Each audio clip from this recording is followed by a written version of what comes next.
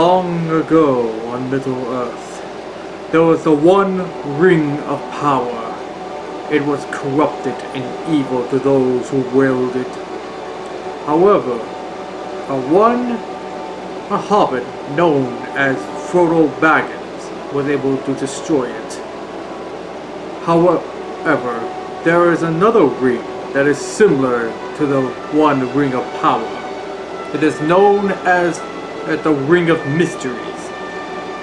No one knows if it's the good or evil.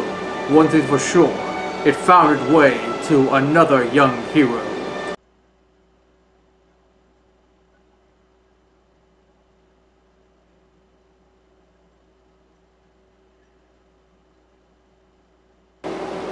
Is everything okay, KC? You seem very distraught about something. Gandalf, it's it. I have once been told that this ring is more powerful than I give it credit for, alongside my necklace. I suppose that's one of the reasons why Dark Phantom didn't want me to have it during his last visit.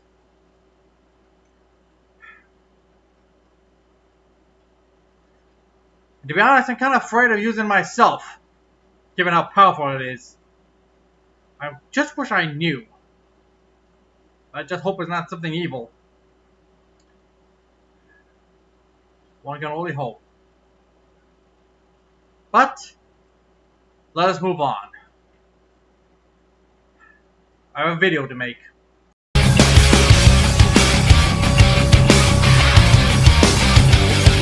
Another mission, the powers and call me away. Another time to carry the colors again. My motivation and no house more than defend. To win the honor of coming back home again. No explanation will matter after we begin. I'm not the dark destroyer that's buried within. My true vocation and now my unfortunate friend. You will discover all while you're unable to win.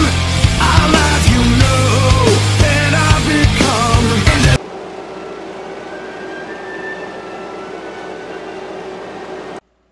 What is up, guys? It's me, KC Review Kids with Kids Shows, and today we're going to take a look at The Hobbit.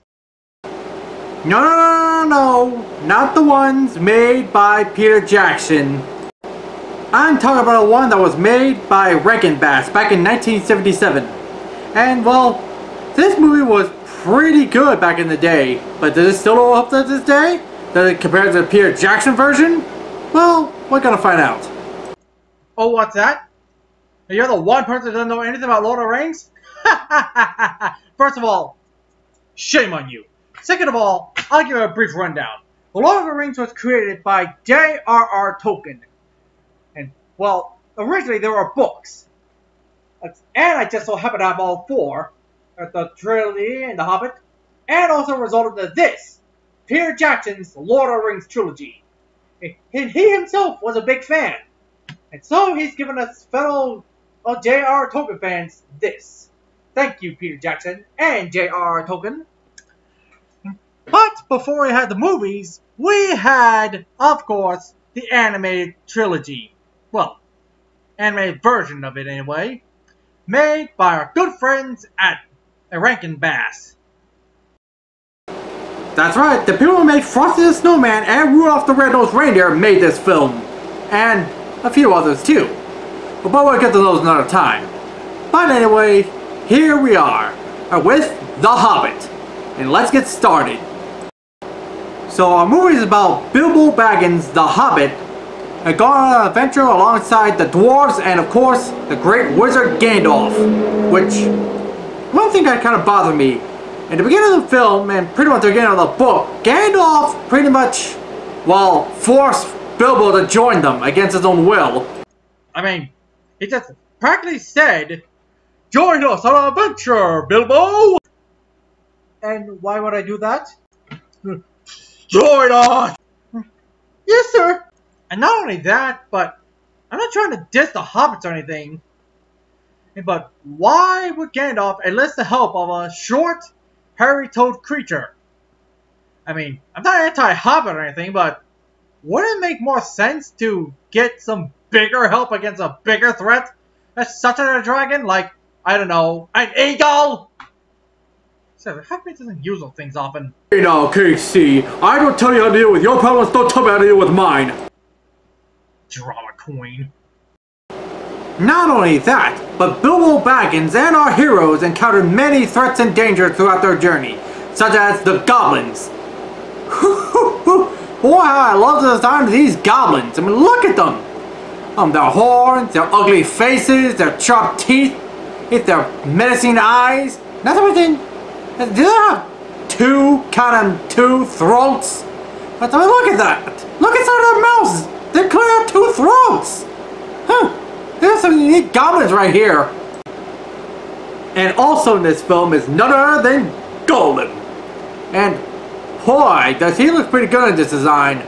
And well, then again, looking back at it, design kind of bothered me though. I mean, he looks more like a frog than whatever he's supposed to be. It's not easy having the princess. And last but not least, we got the biggest, baddest dragon of them all, Smaug. And for some reason he has a cat's face. I don't know why he has a cat face. He just does. But at least the rest of me is cool, like his voice. I mean, ooh, that is one chilling voice. I give props. Richard Byrne playing him. But of course, there's gonna be some conflict here and there. Like the major one right here, where the humans, the elves, and the dwarves are gonna fight one another for the treasure that the dragon was hoarding. But then a common threat lies in the goblins. Thankfully, Gandalf arrives just in the nick of time to get the humans, the elves, and the dwarves to set aside their differences to fight a common threat. And of course, the beginning of the Fellowship. And of course, our heroes are victorious. But came at a hefty price. Many elves, humans, dwarves lost their lives that day. But regardless, it's Bilbo Baggins and lived to see another day and know that full well he had a hand in saving everyone's lives. In spite of his small size, his stinger sword, and his one ring that could turn him invisible. Oh, but that's the end of the tale just yet. And that was The Hobbit, everyone. And it's had its problems. The animation could be a little dated, and well, the character designs could be look like they could be all wrinkly and stuff. Seriously though, they look like everyone looks like they have wrinkles or two. The elves look kind of funny looking too, don't they? But in spite of that, it was a pretty decent flick. And well, it pretty much holds up to this day. And for those who didn't like the Hobbit prequels, I recommend you watch this. I mean, at least that version of Smaug was a little more scarier than the one we had in the live-action one. Overall, this was a pretty fun and entertaining animated flick. It's not on par with Disney, but it's still a pretty good film, especially if you're a J.R.R. Tolkien fan. And my overall rating is 9 out of 10. Check it out for yourself. Farewell, friends. Don't forget to like, share, and subscribe. And don't forget to check us out on Facebook, Twitter, and DeviantArt.